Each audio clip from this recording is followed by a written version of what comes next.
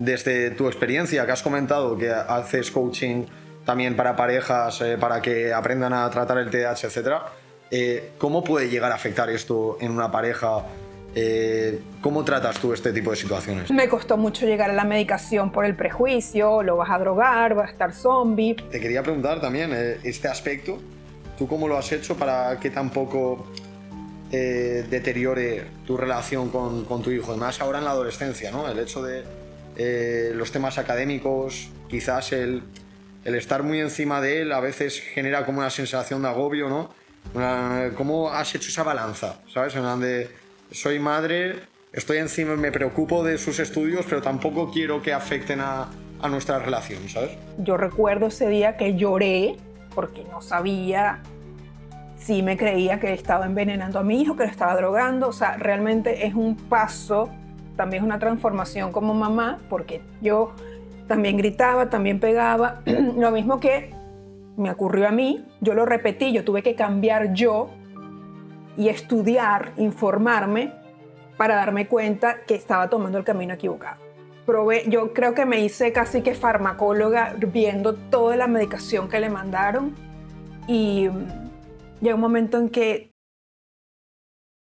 Bueno, muy buenas, Cristina, bienvenida a Contracorriente, en un podcast en el cual nos dedicamos a divulgar contenido sobre TDAH. Y bueno, lo primero que me gusta preguntar a cualquiera de los invitados que traemos al podcast es quién es Cristina, ¿no? Y qué relación tienes hasta el día de hoy con el TDAH.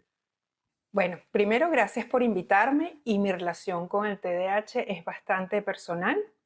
Mi hijo tiene TDAH, mi esposo tiene TDAH. El diagnóstico de mi hijo fue primero. A los 6 años ya teníamos sospecha y a los 7 tuvo su diagnóstico oficial. Actualmente tiene 16 años. Mi esposo supo de su diagnóstico justo porque yo me metí a estudiar y a conocer más sobre el tema. Ya ha pasado los 40, ¿no? Pero a mí me trae el TDAH algo muy personal. Vamos, que tú has vivido en tus propias pieles todo lo que conlleva, ¿no? Tener una familia, además con varios TDAHs. ¿Cómo has vivido tú todo eso en tu experiencia personal, ¿no? El hecho de tener un hijo que, pues, como todos sabemos, el TDAH, quizás incluso hasta que lo detectan, pues pasa un tiempo y estás ahí viendo las primeras señales, pero no sabes qué sucede. ¿Cómo has vivido tú todo ese proceso desde que no sabías lo que era el TDAH hasta el día de hoy? Bueno, en principio vas mucho por los prejuicios que no, primero no piensas que puede hacer ese diagnóstico y sencillamente si no lo tienes cerca, para ti es un gran desconocido. Es decir, no sabes lo que significa el diagnóstico, además que el nombre no le hace como... El nombre no abarca, no es justicia, es que ni siquiera abarca la complejidad de lo que significa en todas las dimensiones tener el diagnóstico. Trastorno por déficit de atención con hiperactividad suena algo así como que, eso con ginkgo biloba, con un cafecito, eso debe pasar, ¿no? Pero no hablan de funciones ejecutivas, de disregulación emocional. Entonces, en el caso de mi hijo, sí había, yo lo desconocía, bastantes hitos madurativos que no se cumplieron. O sea, la parte de control de esfínteres, retraso en el habla, también tuve problemas durante el embarazo. O sea, todo lo que yo puedo ver en retrospectiva que apunta a, además de la carga genética que tiene, perdón, una alta heredabilidad que no sabíamos, ya vas armando el rompecabezas. Entonces, ¿cómo lo viví? Con mucha incertidumbre, a los 2 años y medio con terapias de lenguaje, porque había retraso de lenguaje. Sí era muy hiperactivo, siempre tenía que tener un objeto en la mano. Recuerdo que, bueno, tampoco ayudó mucho los cambios que tuvimos de mudarnos de país a país, pero siempre tratando de buscar respuestas. También me costó mucho llegar a la medicación por el prejuicio, lo vas a drogar, vas a estar zombie. Tuve terapias, agoté todas las terapias antes de irme a la medicación con mucha culpa. Yo recuerdo ese día que lloré porque no sabía sí me creía que estaba envenenando a mi hijo, que lo estaba drogando. O sea, realmente es un paso, también es una transformación como mamá, porque yo también gritaba, también pegaba. Lo mismo que me ocurrió a mí, yo lo repetí, yo tuve que cambiar yo y estudiar, informarme para darme cuenta que estaba tomando el camino equivocado. Entonces, muchas veces de forma inconsciente, los padres, al tomar esta educación autoritaria punitiva, muchas veces hacen que los hijos con TDAH, que no aprenden del error, desarrollen conductas oposicionistas, más rebeldes. Entonces, me ayudó, tuve que transformarme yo para acompañar desde la comprensión y la conexión. Y es un camino difícil. Y en el caso de tu hijo, porque ya, bueno, igual hay gente que nos está escuchando ahora mismo que no lo sabe, pero el TDAH, tanto tú como yo, sabemos que es un trastorno, una neurodivergencia que se presenta muy a menudo de la mano de otros, como puede ser la dislexia, como puede ser en adultos la ansiedad, como puede ser el autismo. Y bueno, en el caso de tu hijo, ¿es solo TDAH o has tenido que también torear con otro trastorno asociado? Sí, yo aprendí que lo común es que el TDAH venga acompañado. Tiene una alta comorbilidad. Y la comorbilidad que en este momento, bueno, hemos hecho como muchas peripecias, pero sí hubo una comorbilidad de depresión y ansiedad que se desarrolló por la pandemia. Y yo justamente en pandemia me puse a hacer un diplomado del neurodesarrollo y me acuerdo que en uno de los módulos, uno de los psiquiatras decía que cuando tienes un episodio de depresión, hay una alta probabilidad de tener un segundo. Justamente tuvimos un segundo hace poco. Y realmente es agotador. Mira, yo creo que me hice casi que farmacóloga viendo toda la medicación que le mandaron y llega un momento en que, sobre todo en un cerebro adolescente que está en desarrollo, nosotros estuvimos con, por supuesto, el metilfenidato, más antipsicóticos aripiprazol, más antidepresivos amitriptilina, más anticonvulsivos lamotrigina, una bomba, a mucha sensibilidad a tanta medicación que me acuerdo que consulté. ¿Sabes que es difícil conseguir un médico que tú digas, me siento acompañada? Yo no lo he conseguido todavía. No lo he conseguido. Cuando cambias de un médico a otro, te cambia totalmente el protocolo, pero no retira, sino que va sumando. Nosotros hicimos hace poco, terminamos 25 sesiones de estimulación magnética transcraneal y es lo que lo sacó de la depresión. O sea, recuperamos a nuestro hijo. Obviamente el TDAH es el TDAH, pero gracias a la estimulación magnética transcraneal que está aprobada por la FDA para la depresión, realmente el cambio es impresionante. De hecho, mi esposo, que era escéptico y me decía que no, que eso es muy costoso, que bueno. Yo insistí porque yo soy muy terca. Yo sí había leído estudios, sobre todo a partir de 15 años, la FDA lo recomienda, un segundo ciclo de depresión, no tienes respuesta a la parte medicamentosa. Y bueno, en este momento estamos en adolescencia y TDAH, sí hay rasgos ansiosos, pero la depresión está en remisión. De hecho, tenemos el antes y el después que hacen la evaluación. Pero sí, el TDAH lo más común es que venga acompañado. Y un TDAH con la comorbilidad de depresión es como si se magnificaran todos los síntomas. Y es muy duro. O sea, las ideaciones suicidas, el no sirvo para nada, no merezco estar aquí. O sea, realmente es muy duro navegar eso. Yo te digo que el último recurso así fue la estimulación magnética transcraneal. Y para la gente que no sepa lo que es la estimulación magnética, ¿podrías explicar brevemente de qué tratan estas sesiones? Sí, bueno, normalmente lo realiza un especialista, es un psiquiatra que está especializado en esa intervención que no es invasiva. Te programan, primero te hacen una revisión a nivel psicológico, evalúan los niveles de ansiedad y de depresión Y es una máquina que tiene una bobina y va haciendo justamente estimulación magnética transcranial porque esa bobina estimula áreas del cerebro para remodelarlo, ¿no? Sabemos que hay neuroplasticidad en el cerebro y hace reconfiguración de esas conexiones cerebrales. Y justamente en el TDAH está afectada la parte de la corteza prefrontal dorsolateral y en la depresión también está afectada la dorsolateral. O sea que hay como una estimulación en esa área que afecta tanto la depresión como el TDAH. Obviamente yo sabía que el TDAH no puede hacer remisión. Yo buscaba esa terapia por la depresión. Entonces son sesiones de 25 minutos en los que se estimula. Nosotros lo hacíamos de lunes a viernes, se hace una estimulación, se va midiendo los progresos, nos reunimos periódicamente con el psiquiatra y bueno, la ventaja es que no está medicado, no es un abordaje que tengas que ir a quirófano o que sea invasivo, sino que ves las mejorías. No te voy a decir que es inmediato.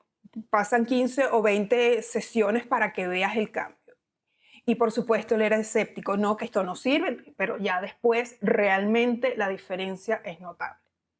Y te digo, es que agotamos todos los caminos, o sea, no puede ser, y lo he visto porque en mi página me escriben mucho, que es lo común, chiquititos de 7, 8, 10 años medicados con antipsicóticos, el estimulante para el TDAH, el anticonvulsivo, el antidepresivo. O sea, yo creo que, ok, si es necesario, pero estamos trabajando la base, la raíz, o sea, ¿qué está pasando? Yo soy muy creyente de la terapia. O sea, tú tienes tu antidepresivo, pero es como un salvavidas. Tú tienes que nadar, tú tienes que terapéuticamente trabajarlo, igual con el TDAH. O sea, tú tienes que darle estrategias a la persona. Tienes que, sobre todo, yo mayormente trabajo con adultos, es conocerte cómo se presentan esos síntomas. No hay fórmulas mágicas. O sea, en el TDAH, en el caso de la medicación estimulante o la no estimulante, ¿qué te ayuda? Yo siempre hago analogía con los lentes. Me ayudan a ver mejor, pero yo no leo más rápido ni comprendo más rápido. Yo tengo que conocerme, generar esos hábitos. Entonces, nosotros llegamos a la MT por eso. Y no, o sea, puede investigar, hay bastantes estudios para tratamiento de ansiedad, depresión, también trastorno obsesivo compulsivo, bipolaridad, TLP. Sé que para eso se utiliza. Pero si te venden una MT para curar TDAH, no estamos hablando de enfermedad, por eso no hay que curar nada, ¿no? Porque siempre, ahorita que hay mucho gurú y hay mucha información, estamos hablando de un cerebro que es diferente. Un cerebro que está conectado diferente, que tiene dimensiones diferentes, conectividad diferente. Ahí no hay nada que curar. Hay que apoyar y hay que conectar. Entonces, si les llama la atención sobre la MT, pueden buscarlo, googlearlo. Es una intervención no invasiva, tiene bastante tiempo en el mercado. Lo único es que es costosa. No te voy a decir que es algo, pero estás ganando sobre todo calidad de vida, en nuestro caso para nuestro hijo, y la parte medicamentosa que a mí realmente me tenía muy preocupada. Sobre todo, ¿qué va a pasar con ese cerebro en el futuro? Yo no quiero que se haga dependiente. Sobre todo el antidepresivo, que muchos para retirarlos es realmente un problema, porque te vuelves dependiente. Totalmente, totalmente. En el aspecto de los antidepresivos, los ansiolíticos, etcétera, yo he de decir que tengo a gente a mi alrededor, yo tengo 26 años, y tengo gente a mi alrededor que empezaron a tomarlos muy pronto, también recetado por un psiquiatra en su momento, y a día de hoy tienen que seguir consumiéndolos. Además han ido cambiando tanto de fármaco como de dosis, etcétera, y me confiesan cuando yo hablo de esto con ellos en confianza, que me confiesan que son totalmente incapaces de dejar de tomarlo, que dice que se le incrementa la ansiedad por 1000, tal, y que son totalmente incapaces de gestionar por sus propios medios ya sin contar con un fármaco, la verdad. Esto tú has visto que esta terapia ha podido suplir a la perfección todo, o sea, ¿son sustitutivos o son complementarios? Tú lo has visto más como un sustitutivo, por lo que te he entendido. Bueno, de momento él está solamente con Concerta, que es la medicación estimulante. Con todo esto que te comentaba de todos los fármacos que tuvo, desarrolló arritmia. Entonces ahorita está tomando un antirrítmico o arrítmico, que es para, con el retiro de toda la medicación, para que no sufriera tanto el corazón, tiene este protocolo. Justamente ayer le hicieron esta evaluación que te ponen el holter por 24 horas para ver cómo responde el corazón. De momento no está tomando antidepresivo ni antipsicótico, no está solo con el Concerta y está tomando propafenona, que es un arrítmico, como se llame. Eh, en teoría, hay que ver la evolución. La idea era abordar la depresión, sobre todo la parte del estado anímico, que es fundamental para estudiar, para interrelacionarte, para todo. Hay que ir valorándolo. Comenzó hace poco terapia, él hizo por mucho tiempo cognitivo-conductual, ahorita está con dialéctica, se llama DBT, que es Dialectical Behavioral Therapy, que es, sí, como dialéctico conductual, pero a ver, hay que acompañarlo de terapia, ¿sí? Sobre todo en adolescencia, inmadurez, las demandas del ambiente. De momento está así. ¿Qué viene en el futuro? No sé. Tengo en un mes una revisión con el psiquiatra de la AMT. De momento es así. La idea justamente de estas intervenciones es suprimir el uso de psicofármacos, es la idea. Y bueno, sobre todo por la edad que tiene, hay bastante neuroplasticidad. Igual he visto casos de adultos que la mejoría es increíble. Cada caso es diferente. Te puedo comentar en un año cómo hemos ido, pero sí te puedo decir que es un antes y un después. De verdad que sí.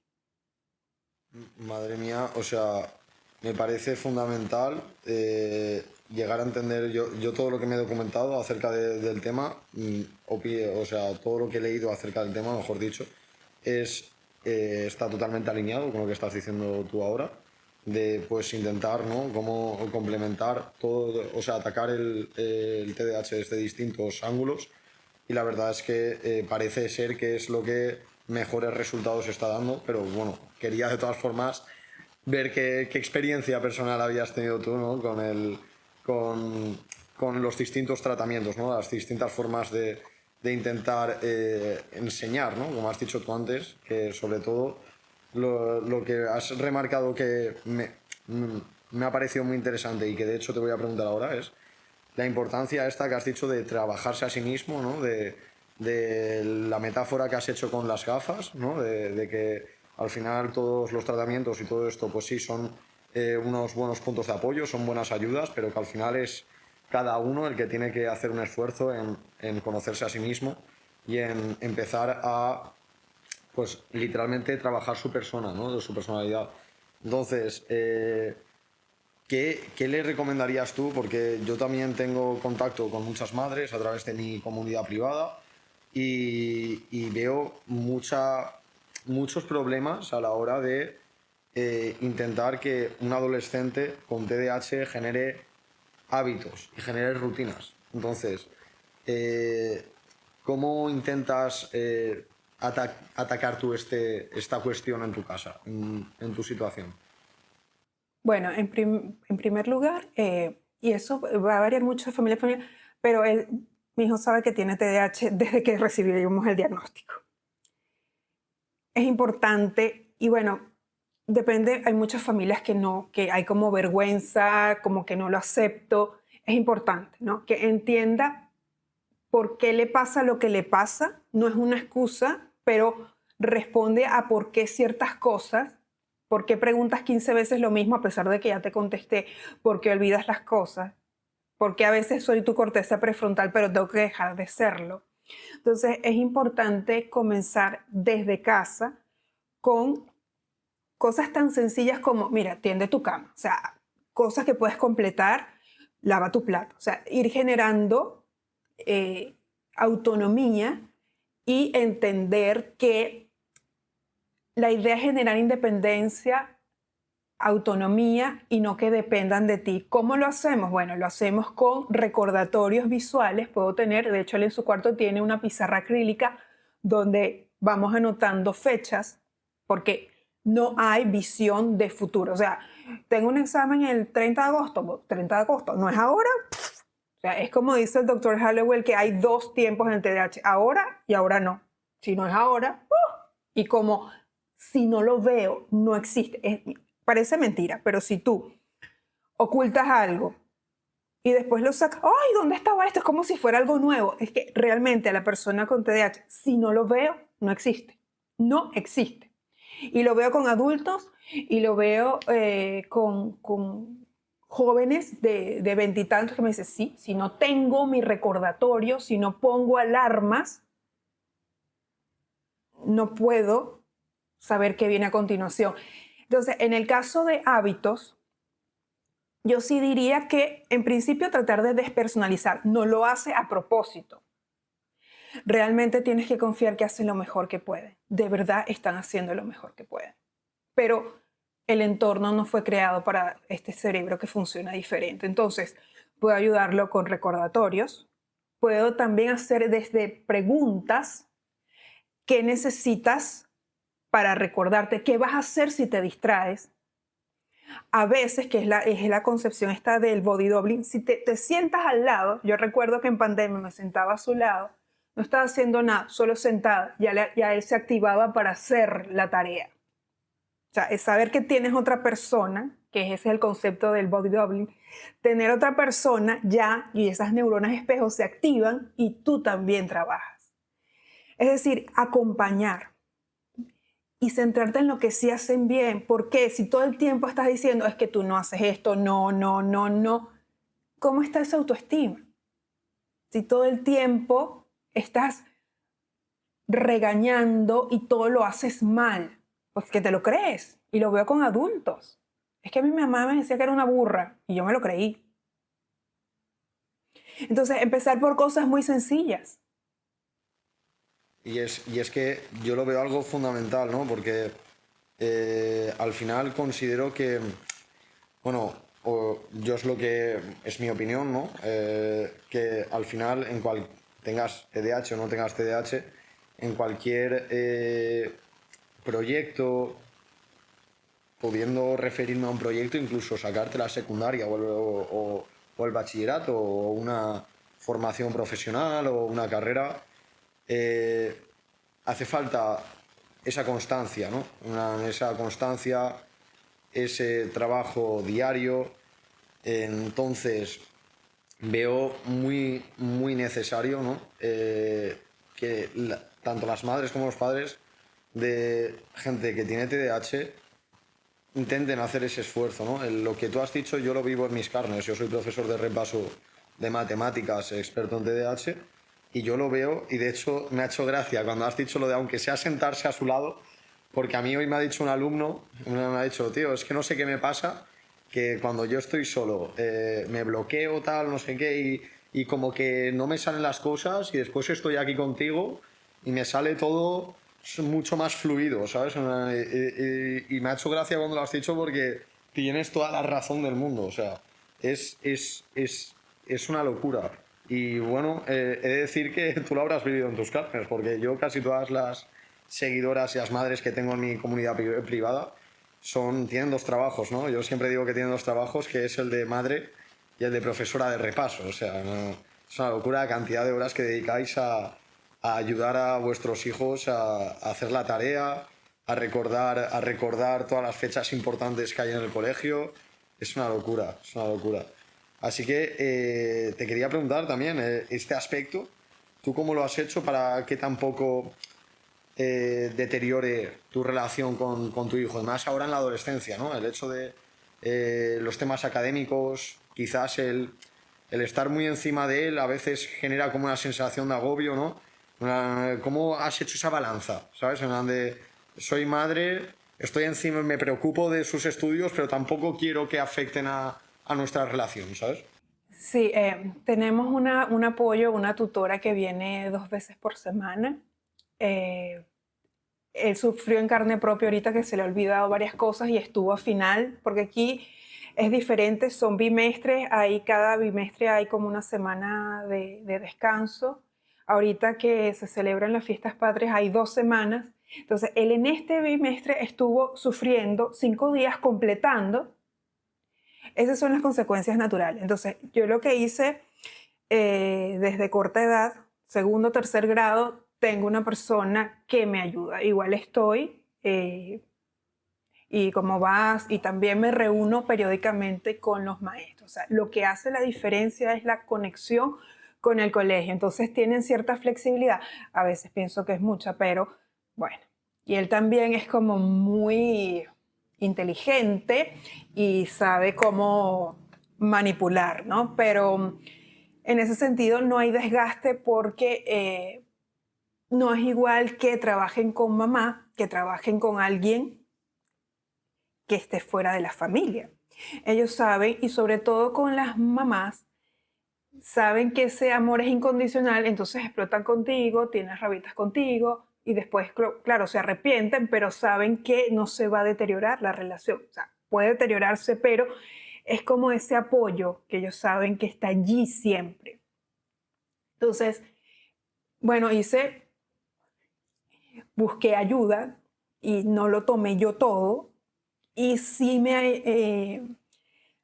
me favoreció conocer más sobre el TDAH para hablar yo con el colegio, para hacer puente con el colegio, para no esperar a que me llamen porque, mira, no completa las actividades, reprobó, sino que estoy yo todos los meses, tengo también conexión con la parte de apoyo psicológico y estoy todo el tiempo en conexión.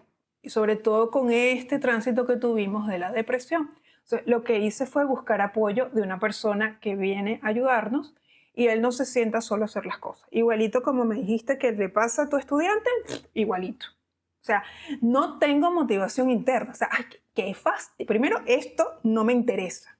Recuérdate que el cerebro TDAH es un cerebro que se basa en interés. Si no me interesa, esto es la definición de infierno.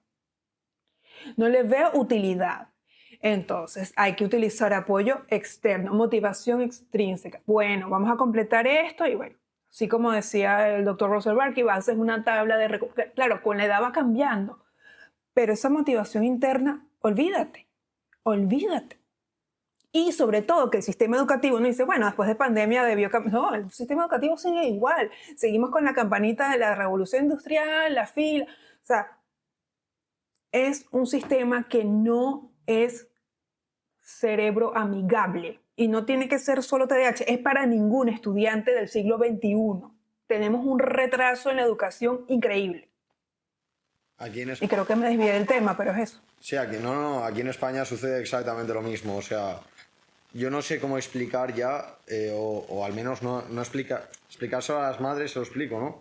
Pero cuando surge este tema de conversación que has sacado tú ahora, y lo estoy hablando pues igual con familiares, amigos, etcétera, yo no sé ya cómo decir, a ver, es que lo que creo que ha sucedido es que literalmente que la educación sigue siguiendo el mismo sistema que hace 50 o 60 años, pero literalmente el mismo sistema. Tú ves una imagen, una foto de una clase ahora y ves una foto de una clase hace 50 años y es exactamente igual. O sea, lo único que puede haber cambiado mínimamente es que pues ahora hay pizarras electrónicas, pero bueno, la pizarra electrónica... Igual. Sí, la pizarra electrónica la utilizan como máximo para poner el libro que tienen ellos en papel de forma digital en la pantalla y poco más. Y lo que no creo, o sea, lo que creo que nos ha acabado de adaptar es que tengan TDAH o no, ahora mismo las nuevas generaciones, que yo, vamos, mi trabajo diario es con ellas, o sea, con niños desde 8 hasta 16, 17 años, están continuamente expuestos a las pantallas, a las redes sociales hiperdopaminérgicas, o sea, son productos diseñados a propósito para generar adicción. Y yo veo como, por un lado, tienen mucho estímulo y mucha tentación, ¿no? Por así decirlo, tentación de abrir el móvil y voy a estar un rato scrolleando en el TikTok, con el Instagram. Y por otro lado tienen una actividad que no les genera para nada de motivación ni de dopamina, como has dicho tú, ¿no? Que es el estudio. además llevado a cabo como hace 50 años, de papel, boli, subrayador y poco más. O sea, es una barbaridad. Es una barbaridad. Pero bueno, yo lo que les intento decir es que por ahí hemos tenido que pasar todos. Ahora con la inteligencia artificial yo les intento hacer jueguecitos a la hora de estudiar, que les pregunte y les gamifique un poco el estudio.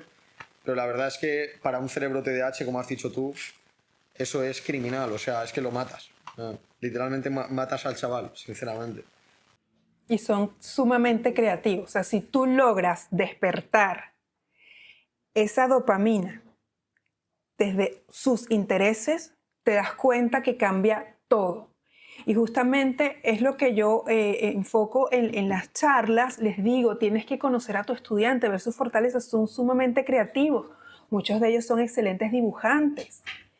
Tienen una forma y cuando les gusta lo que hacen, realmente crean maravillas. Pero si todo el tiempo estás empeñado en enseñar a través del libro y es que ni siquiera preparas la lección, vamos a leer la página 54, a ver, Juanito, lee el primer párrafo, todavía eso se usa.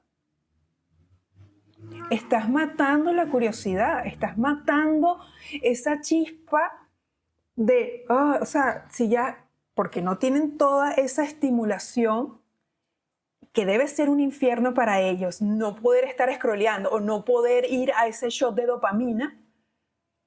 Me imagino que, primero, que no deben llegar bien dormidos, no tienen atención sostenida, no tienes motivación. O sea, realmente estar ahorita en aula es un trabajo de valientes. ¿Cómo haces? Ni siquiera con magia sacando. Porque yo estuve en aula y bueno, no importa mis canas, pero yo estuve hace 20 años en aula y era otra cosa. Apenas estaba el BlackBerry tú sabes, en auge. O sea, era otra cosa. Y no estaba tan en auge las redes sociales como ahora. Es realmente increíble cómo la forma de socializar ha cambiado. O sea, la infancia ya no es la infancia que conocimos, es otra cosa.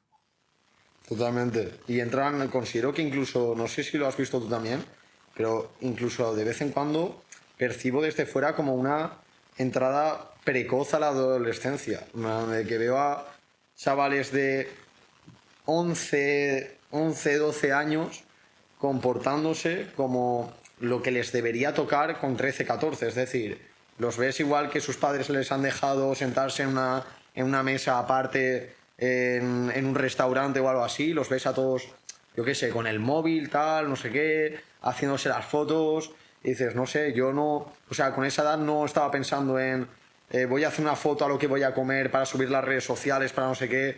Es como que van mucho más avanzados, están haciendo cosas que quizás a mí no se me pusieron enfrente hasta que tenía 15 16 años, ¿sabes? No sé hasta qué punto va a afectar esto también a su desarrollo. Bueno, vas a tener adultos que no están disponibles emocionalmente, que no van a saber entablar una conversación cara a cara y que a nivel de trastornos de emocionales, depresión, ansiedad, ha aumentado un montón.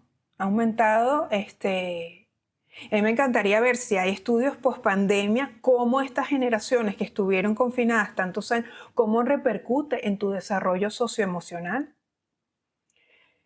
Eso lo veremos no sé, de aquí a 5, pero sí hay un impacto. O sea, que si generación de cristal, no lo sé, pero definitivamente con o sin TDAH afecta tu salud mental. O sea, necesitamos más reuniones que sean cara a cara, sin el móvil. Necesitamos conexión, necesitamos desarrollo de habilidades. O sea, tú no aprendes a socializar si no es socializando. No hay un manual de, bueno, primero di hola y no. O sea, es la única forma. Y a las personas con TDAH se les hace difícil. ¿Por qué? Porque muchas veces te cuesta leer las señales porque los síntomas te van en contra. O sea, no te diste cuenta que la otra persona estaba aburridísima porque tú tienes 3 horas hablando de Minecraft, que es una de las obsesiones, y la otra persona así, ay, otra vez.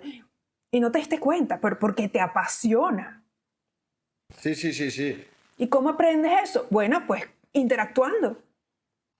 Y es que es una locura, ya que nos hemos metido en este tema. Yo, por ejemplo, esta mañana le he dado clase a un chico que es más mayor, que ya tendrá sus 14, 15 años, y por pura curiosidad, ¿no? Le he preguntado al acabar la clase, le he preguntado, tío, ¿tú cuántas horas de consumo de pantalla tienes? Es decir, ¿me podrías decir cuántas horas te metes en Instagram o en TikTok o algo así? Me ha dicho que perfectamente al día puede estar 5 horas y media o 6 horas, que me ha parecido una barbaridad, porque al final, no sé en Perú, pero aquí en España una jornada laboral son 8. O sea, estamos hablando de que te has quedado a 2 horas y media de hacerte una jornada laboral scrolleando en Instagram o en TikTok. No sé, me parece una barbaridad. O sea, y a lo que afecta a eso, porque después le he dicho, hostia, es una buena cantidad de horas, ¿eh?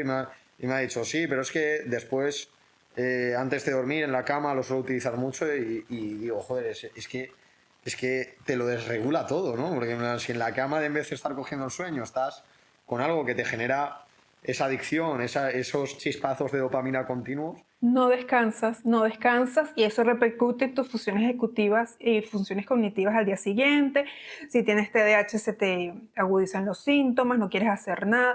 O sea, el sueño, y eso es una de las cosas con las que hablo con las familias, es fundamental para mejorar tu sintomatología. Deporte, sueño y, por supuesto, alimentarte bien. Entonces, muchos adultos como ya tengo que autogobernarme, bueno, la noche es lo máximo, 3, 4 de la mañana y aún no han dormido. De ahí es donde allí la importancia de los hábitos y de entender que el sueño es tu tesoro y no tienes un banco de sueño. Tú no dices, bueno, estas 2 horas que no dormí hoy las recuperé. No, lo perdiste. Y sí, puedes intentar, pero tienes un déficit y tu cuerpo, tus células lo saben.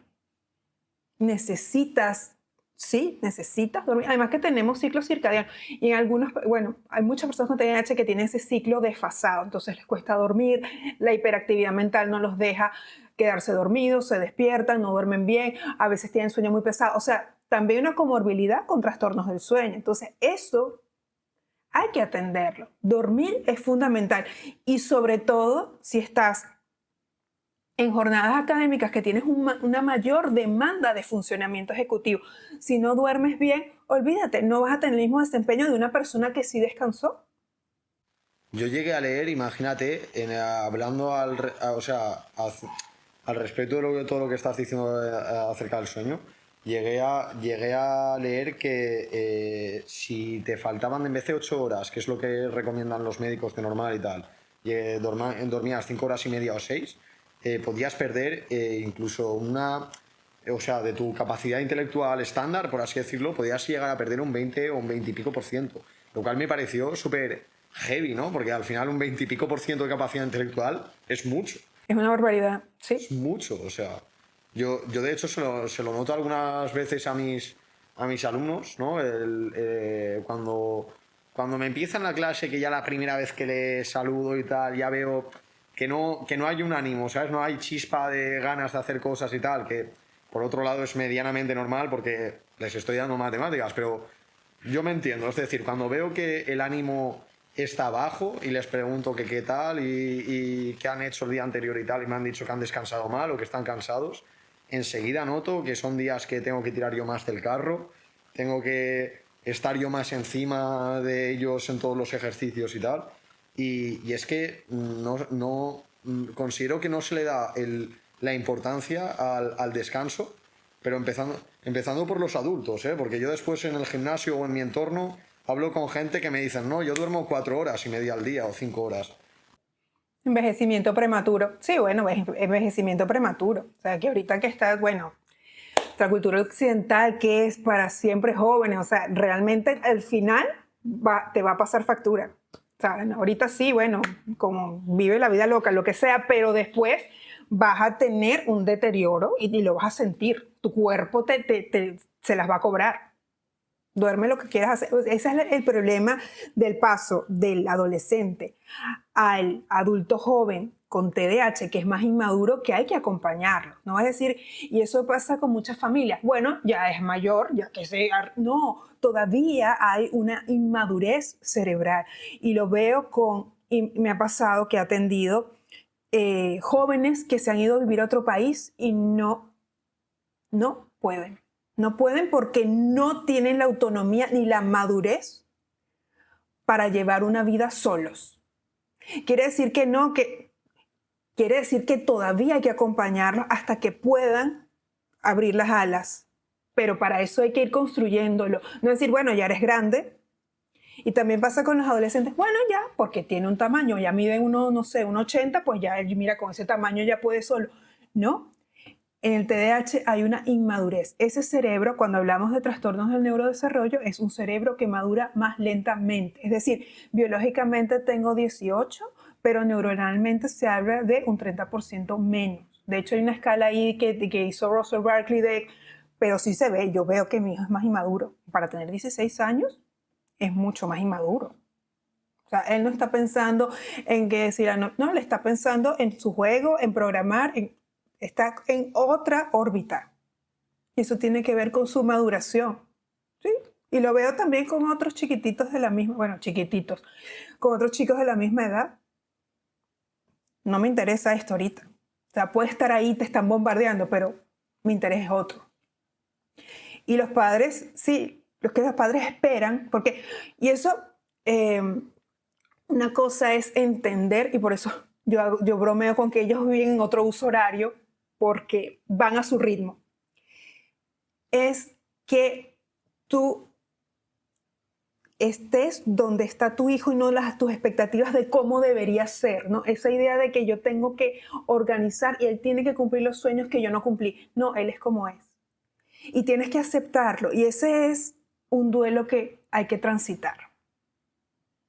Yo transité ese duelo, sí, pero yo en vez de decir, ay, ¿por qué a mí? ¿Por qué?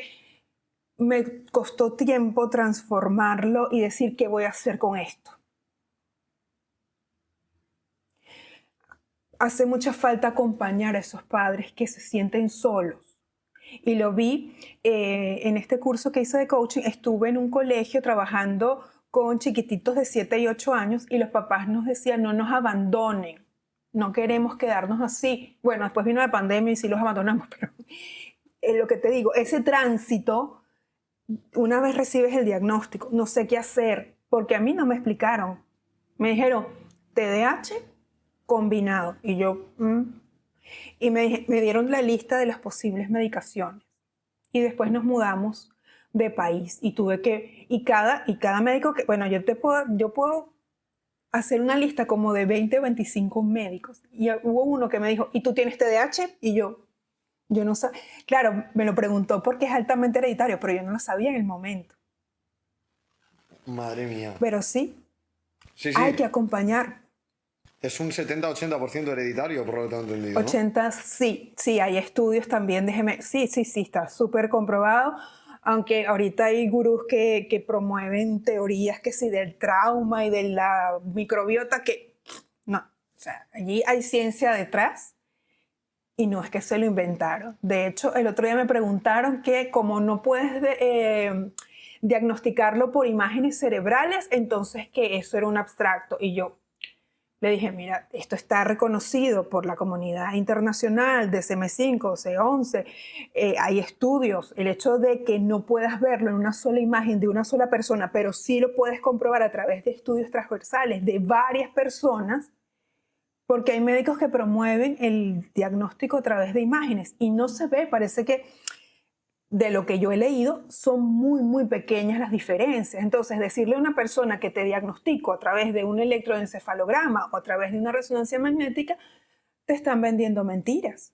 Todavía, hasta hoy, 25 de julio de 2025, sigue siendo un diagnóstico clínico que puedo utilizar pruebas auxiliares si hay epilepsia o si hay algún otro tipo de patología en el cerebro. Sí, yo puedo descartar epilepsia con un electroencefalograma, sí, claro, pero para TDAH no.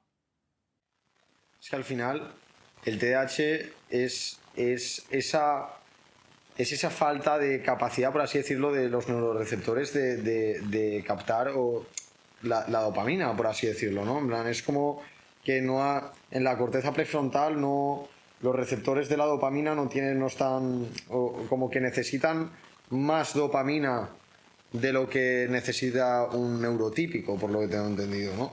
Entonces, O sea, no es así como ocurre y es una ley. Lo que se sabe de estudios es que en el caso de la dopamina y de la norepinefrina, la dificultad está en recaptarlo. Es decir, la persona sí tiene dopamina, sí hace dopamina, pero a diferencia de una persona que no tiene TDAH, ¿cómo se ve la diferencia? Que cuando la tarea es aburrida, la persona con TDAH dice, adiós, ahí nos vemos. Y la persona que no tiene TDAH es capaz de mantenerse en tarea. Entonces, no es solo corteza prefrontal, es ganglios basales, es la amígdala, es el cerebelo. O sea, hay zonas del cerebro que tienen estructuras morfológicas diferentes en una persona con TDAH. Es como hablar de, mira, el hardware de esta máquina es diferente, pero funciona perfectamente, pero tiene componentes diferentes. Lo mismo ocurre con el cerebro TDAH. Igual con la parte de neurotransmisores, así como la conexión inalámbrica. Bueno, a lo mejor te llega la señal y a veces está intermitente, pero sí eres capaz de tenerla. Entonces, la medicación lo que hace justamente, en el caso del metilfenidato o de la lixodesanfetamina, hace que, en el caso del metilfenidato se posa justamente en ese recaptador para que haya más dopamina disponible, ¿no? Entonces estamos hablando de química cerebral, de un cerebro que cuando me medico, pues entonces tengo regulada mi química, pero eso no quiere decir que no va a tener dificultades, porque he conocido adultos que me dicen, sí, yo me tomé la medicación, pero ahora estoy siendo procrastinador de cosas que no tenía que hacer, pero soy sumamente activo en ordenar todo mi espacio de trabajo, pero no trabajé, por ejemplo. O tenía que doblar la ropa y me puse a limpiar la gaveta, ese tipo de cosas. Por eso es importante los hábitos, ¿cierto? Porque, y creo que no se habla lo suficiente, en el TDAH no tienes déficit de atención, la dificultad está en discriminar los estímulos, todo te llama la atención. En un aula de clase tienes al profesor, al amigo, el señor que está podando el césped, los pajaritos, todo te suena en el mismo plano. Una persona sin TDAH es capaz de filtrar el sonido del pajarito y está enfocado en el profesor. O sea, no tienes déficit de atención. Lo menos que tienes es déficit de atención. Tienes una disfunción ejecutiva y tienes dificultad para regular tus emociones. No es déficit de atención. Por eso cuando te dicen, falta de atención, eso debe ser sencillo. Lamentablemente el nombre no abarca la complejidad. bueno, Cristina, y lo que yo quería saber es, porque yo sí que te sigo desde hace tiempo, te sigo en redes, me he metido en tu página web, etcétera, y he visto que ofreces distintos servicios, ¿no?, de acompañamiento, que te dedicas de forma profesional, ¿no?, a ayudar a gente con TDAH. Y bueno, lo que quería saber es cómo es una semana, ¿no?, cómo es un día a día de Cristina, ¿no?, en su trabajo. Bueno, normalmente y como buena freelance, o sea, hay semanas que están como super full y hay otras que van variando de acuerdo si es temporada escolar o de vacaciones, como que va variando mucho, ¿no? La mayoría de espacios de mi día a día es de coaching para adultos. De vez en cuando salen charlas, a veces toco puertas en colegio y no dicen quién es esta señora loca que quiere hablar de TH. No están muy abiertos a recibirme. A veces hay mamás que me contactan porque quieren que su colegio sea sensibilizado. No es lo que hago mayormente, pero mi día a día es de coaching para adultos y a veces me contactan familias como para darles luz y he tenido varias experiencias con parejas que son bien interesantes, es bien bonito, sobre todo porque cuando uno de los dos tiene TDAH, el otro siempre está como micromanager y entonces la idea es disolver esa dinámica, ¿no? Sensibilizar a otra persona. Entonces, en el coaching para adultos, y siempre lo digo al inicio, uno de los pilares es que te conozcas, el autoconocimiento y quitarte la culpa. El adulto con TDAH carga una culpa y un sinsabor de todo lo que pude haber sido y no soy, Porque te digo, muchos dicen, es que yo me creí que yo era una burra. Mi papá decía que yo era una burra y yo... Mujeres, que es muy duro, sobre todo el enmascaramiento, darse cuenta de todo lo que tuvieron que sacrificar para que no se dieran cuenta del sufrimiento interno. Entonces, van cambiando porque el coaching es limitado, entonces a veces tengo mayor demanda, a veces no tanto, pero me centro en la primera sesión, en la parte psicoeducativa, entender que hay que crear una conciencia y responsabilidad con respecto al TDAH y trabajar esta parte de funcionamiento diario, que entiendan de funciones ejecutivas, de no es voluntad, es química cerebral, herramientas, a veces hay que probar varias herramientas que funcionen, que sean idóneas a su cotidianidad. Y he tenido de todas edades, o sea, he tenido desde coaching 1 a 1 a partir de 16, sobre todo por lo que hablamos de la maduración. Y mi coachee de más edad ha sido de 65 años. Una maravilla de verdad ver, a pesar de todo, esas ganas de cambiar. Es realmente maravilloso ver cómo florecen. Y justamente el coaching es eso, un acompañamiento de dónde estás hoy a dónde quieres estar. Entonces, mi día a día es eso, más que todo procesos de coaching con adultos. Cuando se presente la oportunidad de charlas, para mí sería lo máximo poder dar una charla todos los días, pero como te decía, no te abren las puertas los colegios. No es un tema, a pesar de que aquí hay legislación para el TDAH, no es un tema importante, no es un tema que sea el número 1 en las agendas, pero sigo con mi empeño en, cuando me sea posible, dar charlas, así sea de forma virtual. Mamás que me contactan sobre todo para la parte psicoeducativa y después es una sola sesión. Pero nada, sigo empeñada en educar, en transformar desde donde estoy, porque es la única forma que he conseguido para sensibilizar. Falta muchísimo, sigo pensando, y eso me acuerdo en un live que lo dijo el doctor Galindo, que el TDAH es la pariente pobre de la psiquiatría, no se le toma en serio. Sigo apostando por seguir sensibilizando desde mi rinconcito. No tengo que convencer a nadie, sencillamente sigo dando información que me hubiera gustado tener, pero menos mal que ya puedo transmitir calma y sigo pensando que no hay nada que curar, porque todavía, y el sinsabor de muchas personas de por qué no soy normal. Y yo sigo haciendo esta pregunta: ¿qué es para ti ser normal? No tener TDAH. Entonces yo digo, aunque no lo tenga, yo me rehúso a ser normal, porque ¿qué te hace normal? ¿Quién pone la norma? Y de verdad es como un dolor extremo de no quiero tener esto, sobre todo en el adulto, porque ahí sí hay un tránsito de duelo, de negación, de rabia, hasta que finalmente lo aceptas. Pero sigo apostando por seguir haciendo esto más visible. Falta muchísimo por hacer, ¿no? A nivel social seguimos siendo muy intolerantes.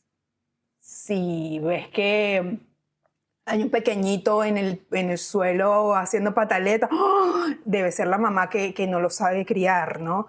Cuando no sabe si puede ser TDAH, autismo, cualquier tipo de sensibilidad, no. Lo más fácil es juzgar. Entonces, hay que seguir educando a las personas. Creo que es lo que decía Mandela, ¿no? Que la mejor forma de transformar el mundo es a través de la educación. Yo estoy completamente convencida que eso es verdad.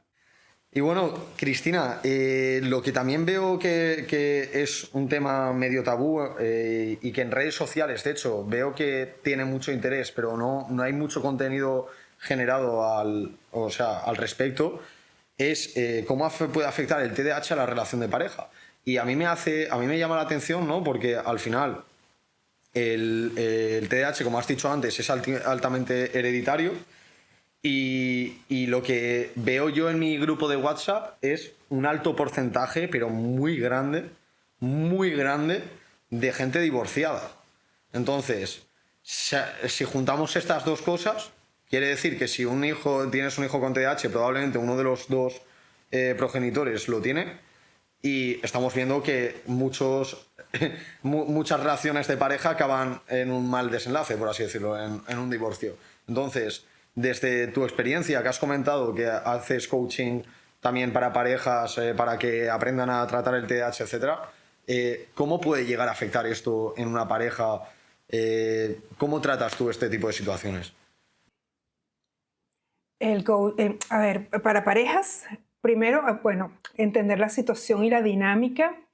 Lo que veo muchas veces es que la persona que no tiene TDAH asume una relación jerárquica con respecto a la que sí lo tiene. Es decir, en lugar de ser compañeros, pareja, asume una posición de mamá o de micromanager o de unas altas expectativas, y la relación se convierte en lugar de iguales, en una relación jerárquica que no ayuda en lo absoluto.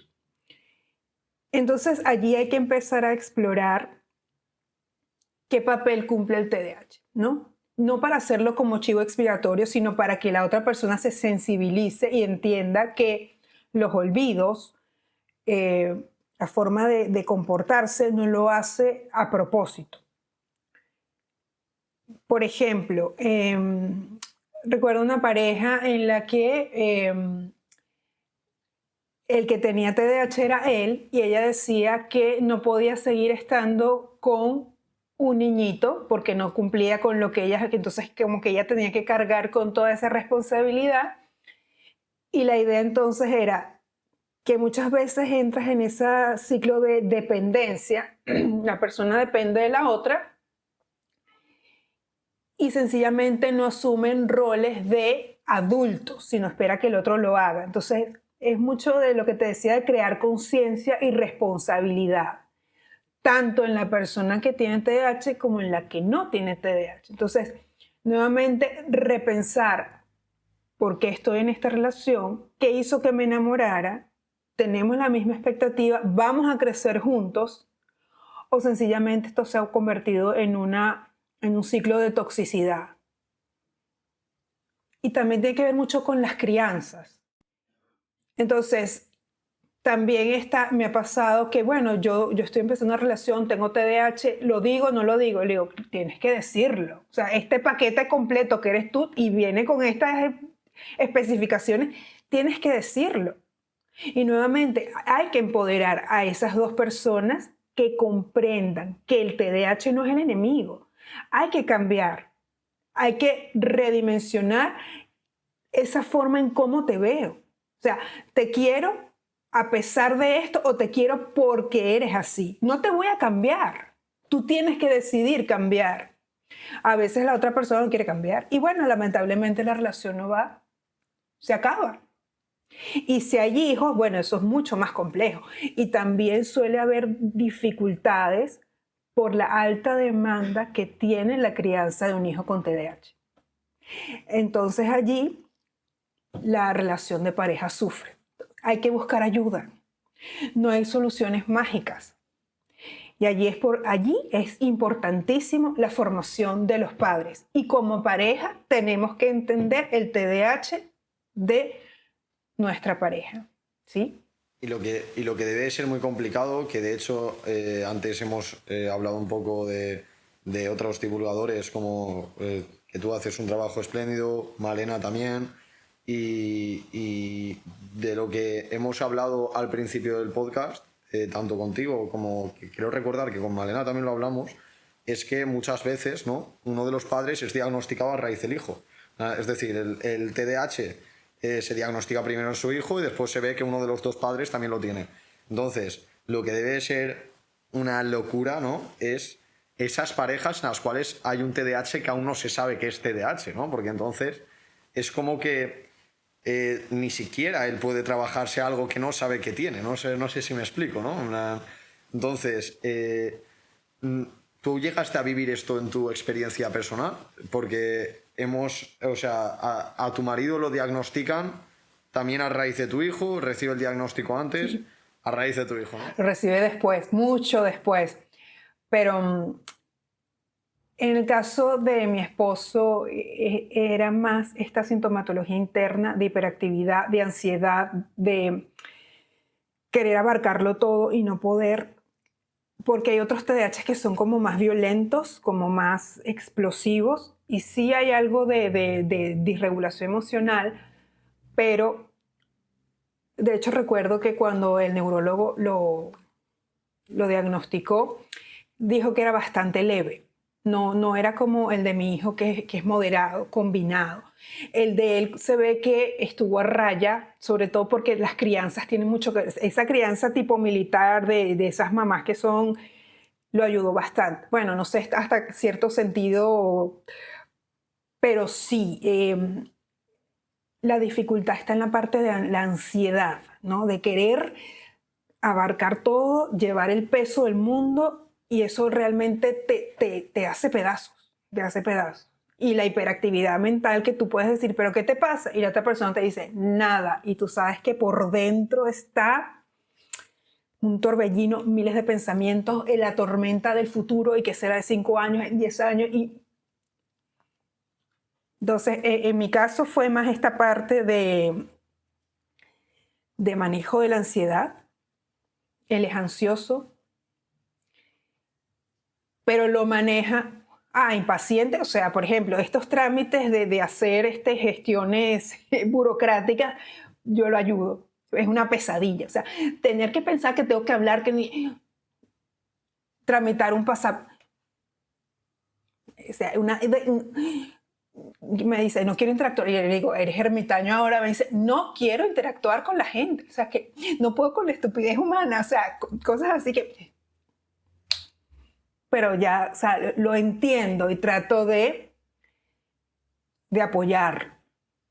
Y a veces me dice, me estás hablando y no te presto atención. Y yo, bueno, entonces cuando yo te diga lo mismo, no te quejes. Y se lo repito. O sea, ya yo sé mucho, y lo recuerdo, hace muchos años me lo decía un médico que decía, todos los días te enamoras nuevamente de tu pareja. Todos los días renuevas eso, ¿no? Y te recuerdas porque están juntos. Y el complemento y esa idea de edificar, de construir, ¿no? Muy distinto a lo que yo viví con mis padres, pero es eso, ¿no? Es lo que te decía, para mí todo esto del TDAH significa una transformación personal, de romper con muchas cosas, muchos patrones que traía de mi infancia. Que bueno, que nuestros padres, pues en mi caso, me dieron lo mejor que pudieron, pero yo como adulto tengo la responsabilidad de transformarme. No decir, bueno, yo soy así porque mis papás eran así. No, yo tengo y asumir la responsabilidad con madurez, cómo puedo transformar. En vez de por qué a mí, ¿para qué esto? ¿Qué hago con esto? Me he sentido muy identificado con muchísimas de las cosas que has dicho de la forma de pensar y de funcionar de tu marido. Por eso te he preguntado lo de impaciente, porque yo tengo casi todo el cóctel casi todo el cóctel molotov de rasgos de su personalidad a nivel mental lo tengo también. Y el culmine de mi personalidad, vamos, la guinda del pastel en mi caso, en mi personalidad, es la impaciencia, ¿sabes? Lo quiero todo para allá. Si no, y lo peor es que si no depende de mí, el que sea para allá, ahí ya se genera una frustración enorme.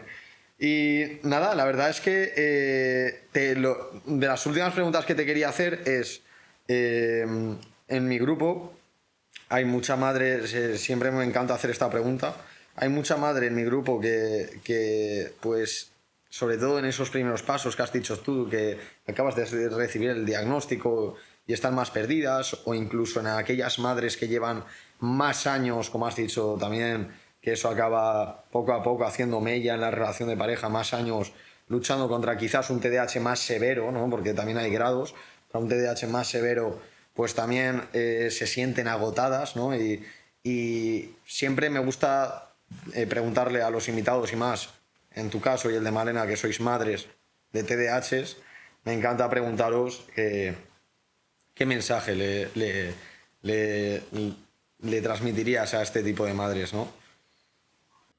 Tienes que cuidarte, tienes que tener espacios de bienestar para ti. No puedes cuidar de tu hijo si tú no estás bien. Y eso pasa por trabajar en ti, buscar terapia, ayudarte desde respirar profundo. Y a mí la analogía que me gusta darles es cuando se va a caer el avión, primero te pones tú el oxígeno y después se lo pones a otro. No puedes ayudar a tu hijo si tú no estás bien.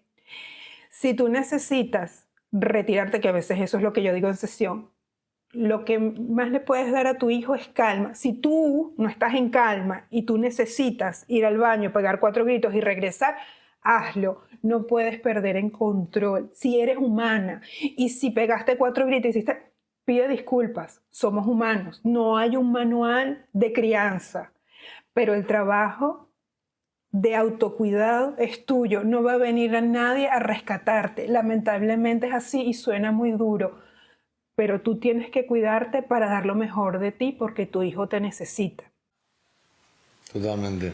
A mí me parece muy importante lo que acabas de decir en el aspecto de que pero no solo lo veo en las madres, sino en gente que ves que no está bien psicológicamente y que al final lo primero que tienes que hacer tú, tanto en una empresa, si tienes un compañero de lo que sea, de trabajo, en un deporte o lo que sea, y ves que tú mismo te notas que no estás bien, antes de intentar pues arreglar a otro, como has dicho tú, pues intentar arreglarte a ti mismo, ¿no?